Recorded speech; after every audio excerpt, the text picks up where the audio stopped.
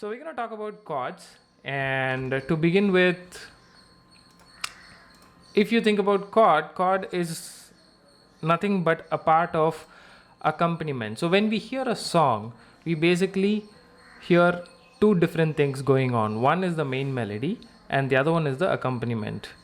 So melody is the key which you actually listen to. It will be the one which the singer sings, or it will be the one which the violin plays for, as an individual instrument. The rest of it, whichever is following that specific instrument or voice, is called accompaniment. All right. Now this accompaniment is based out of nothing but chords.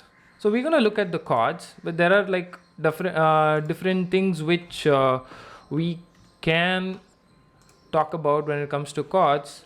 But to begin with, I'm going to talk about the basics. Now at any point, if you guys have any questions, just unmute your microphone and ask me the question then and there. Yeah. Now, going back to chords, chord basically consists of 3 or more notes. That's the very first thing which we talk about. So most of you guys would have played C chord, most of you would have played G chord. Now C chord, when you play on a keyboard, you just press a C key. But then if you look at it, it basically has 3 notes at least playing at the same time. All right. So 3, or in a guitar, you will mostly be holding like at least 1 string and then you'll be striking 3 strings to begin with. So that is nothing but chord. So 3 or more notes played together is called a chord, at least as of now. All right. So 3 or more notes played together.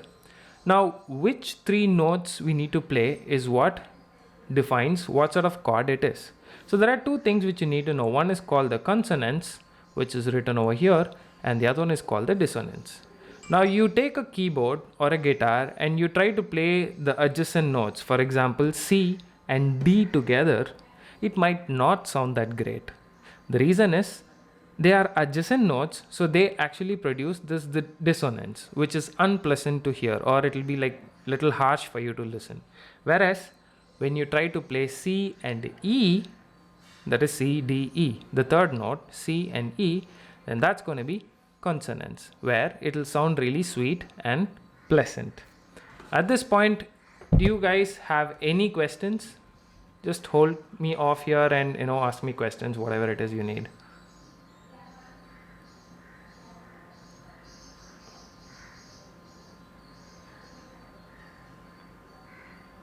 Okay, cool. So looks like everybody is clear on point and nobody has any confusions anywhere. Perfect. All right. So moving on. So chord is made up of 3 or more consonant notes, that is sweet sounding notes. All right. It will not have any dissonance. It will mostly have consonants, that is sweet sounding notes together. Now 3 notes is what to begin with. Now 1 minute, let me switch over. So how we find these chordal notes, the chord, is we have this enemy friend rule which we basically use in our class. So how we do this is you have a C, D, E, F, G, A, B, C written at the top here, which you can see on the screen. Now let's say you want to find the chordal notes for C. Then all you need to do is start with C, and what note comes after C is D, right? Now D is considered to be enemy, so the neighbor is your enemy, consider it like that. So C, D is your enemy. What comes after D is E, which is your friend. Then F comes, which is your enemy, and G is your friend. So basically C, E and G, those are all the friends, right? So C, E and G makes up a C chord. So that's a rough idea of how to find the chordal notes. So the note which is next to the chordal note which you want to find is an enemy, and the next to next is a friend. So it's basically alternating notes. You can keep it simply like that, alternating notes. All right. So for example, if I have to find it for G, then G is the first note and A is going to be the enemy. B is the next note, which is a friend. So G, B, both are friends. C is an enemy and D is a friend. So G, B and D makes up G chord. Now I would actually like to ask questions. So Shanu, can you tell me what are the notes which will make up for A chord?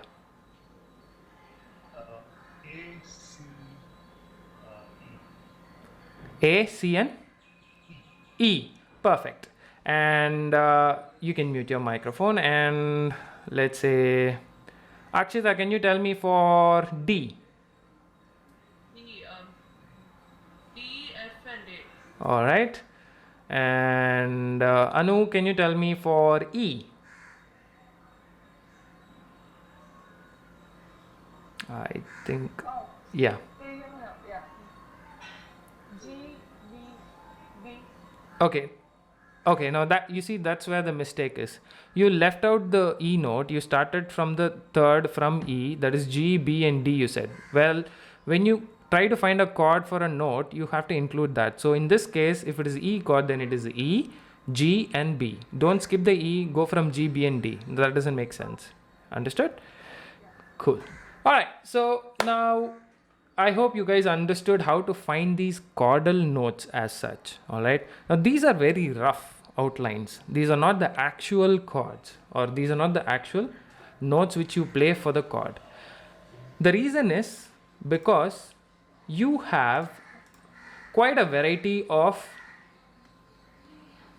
chords. One second, let me change the slide. It's a little off. All right. So you have lot of types, in terms of chords. So there are major chords, there are minor chords, diminished, augmented, added, suspended, and whatnot. So these things actually change how you play those C, E, and G. Whether you're playing C, E, and G, or C, E flat and G, or C, E sharp and G, and so and so. We are not going to talk about this right now. We're just going to try to understand what these chordal notes and what can be done with that. So I'm going to go back a couple of slides, and yeah, so we were here.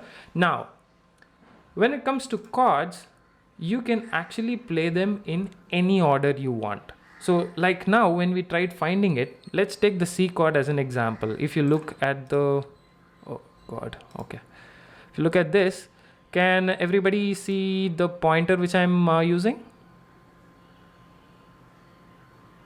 Okay, great. All right. So now if you look at this, you basically have C, E, and G, which is C chord, right? Now I can play this C chord as C, E, and G, or I could play it as E, G, and C, or I could play it as G, C, and E. So basically what I'm doing is interchanging these notes order. So instead of starting from C, I'm starting from E, but then I'm going to G, and then I'm using only C. So till the point I change the order of all these notes and use it, it is going to remain the same chord no matter which note I start with. Right now look at the last one. It is G, C, and E.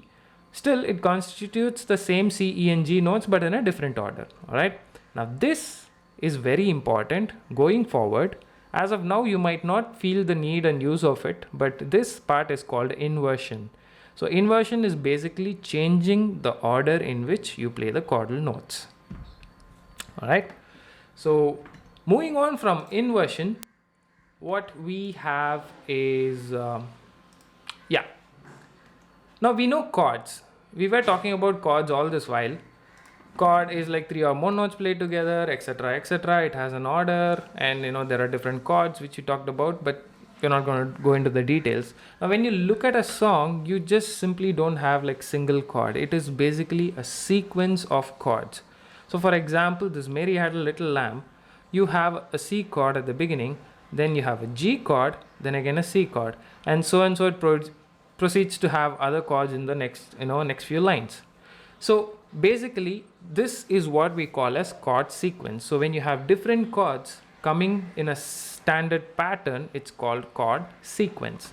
So C chord, F chord, G chord, C chord, G chord, C chord. Now this entire thing is a chord sequence. So when you play chords on a guitar or a keyboard, what you basically do is you are playing different chords put together, making it sound nicer, right? Now that specific work is called chord sequencing. And it's hard for me to swap screens. All right.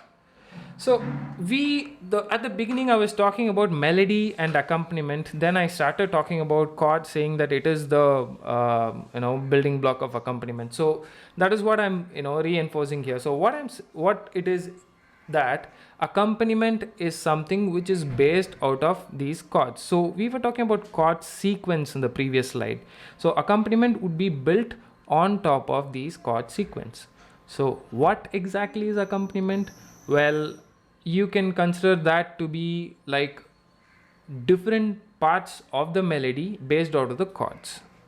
Again, different melodies based out of the chord, which is going to support the main melody. That is your hero of the song. You can keep it like that.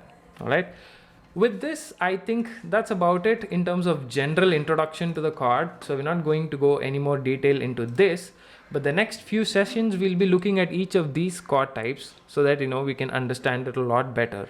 So there are things like intervals and degrees which we'll be talking about, and we'll be exploring each and every type of chords which we have right here. So till this point, anybody have any questions? You can shoot.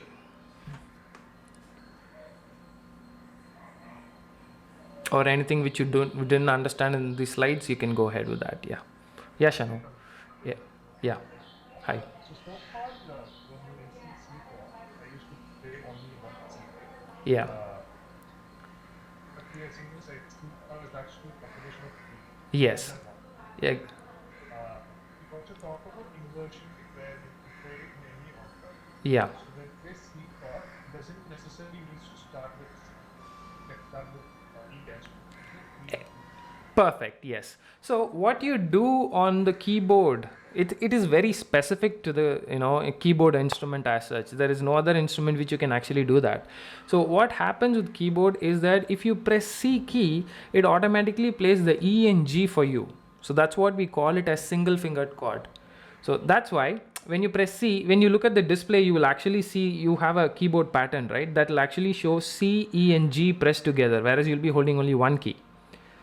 So that's it for you to for your first part of the question, where you press one key instead of C, E and G. That's because it's taking care of it. The second is that you can start from E and you can press G and you can still press C and it will still sound C chord. So the inversions can be used. We call this as fingered chord. I think who is playing fingered chord here? Anybody playing fingered chord? I don't think so. Okay, cool. So fingered chord, when you will move on to fingered chord, at that point you will understand how these inversions play around. As of now, it is just to give you a general idea. Yeah, did that answer your question? Yeah, that's good. Thanks. Perfect. Yeah. Anyone else? Sir, I have doubts regarding accompaniments that I'm not really clear. Okay. So let me rephrase the accompaniment part of a song. Accompaniment is a supporting harmonization. Okay, let me keep it simple. Accompaniment is something which goes along with your main melody but will not overpower your main melody. It is going to be a supporting factor for your main melody. So the classic example which I give is if you're listening to a person singing. Now you might be, let's take he's the best or he or she is the best singer in the world. Now you would be listening, you'd be able to listen to the voice maybe for like a minute or 1.5 minutes and 2 minutes, and after some point if you hear only the person singing, you might get bored after a while. Why? Because our brain looks for some sort of a differentiation or some sort of a difference happening or some sort of a variety happening, right? So after a point, this monotony will hit you, right? The part of accompaniment is to break that monotony. So what accompaniment has is a lot of instruments playing at the background. Like if we take a pop song, you will have a bass guitar, then you will have a guitar which is playing chords, then you will have like a drummer going on, then you have like 5-6 people playing around. But if you look at it, the singer is only one, and he'll be singing the main melody, right? Now what these accompaniment people are doing is they are basically going along with that person but not overpowering and dominating the main melody. So accompaniment purpose is to support the main melody. Did it give you a clarity? Yes, yes. It's basically like background music. Yeah, background music is much more like, a very normal way of putting it through, but yes, you are there. That's almost there. Yes. Yeah. Anyone else? Question? Sir, I have a question with the inversion part of it. Yes, go on. So, whether you play in E and G or in E and C, you're pressing three notes at the same time. So, it's going to sound the same, right? Well, that's a good question. See, the thing is, when you invert, you basically change the octave in which you will be playing that particular note, right? Now, when you press C, E, and G, C is going to be at the lower end, right? When you remove that C and play it like E, G, and C, that C which you're playing at the last is going to be on the next octave. So there will be a lot of difference in terms of sound. Thank you, sir. Yeah, great. Anyone? So again, inversion in terms of guitar. Mm-hmm. How do I explain that? Okay, a simpler way of defining it is with the same C chord. When you play the very baby version of it, remember just the three strings, the G, C, and E alone you played, that sounds much flatter or thinner compared to the full C chord which you play, right? Yeah, you can keep it that way. That's not a actual answer, but somewhere there it lands up. Yeah.